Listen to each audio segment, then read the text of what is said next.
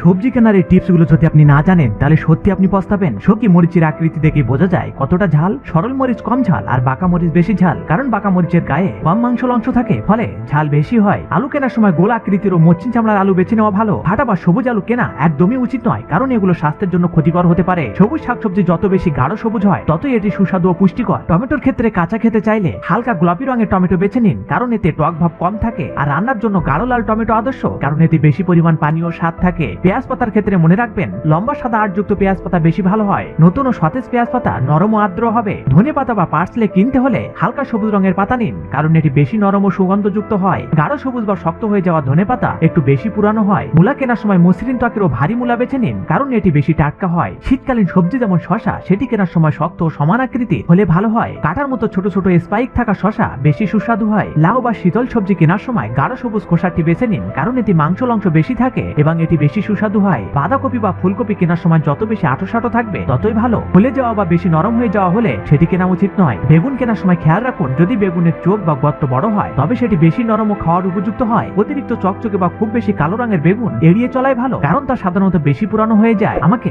Like subscribe করে রেখে দিন, জীবনে অনেক কিছু শিখিয়ে দেব।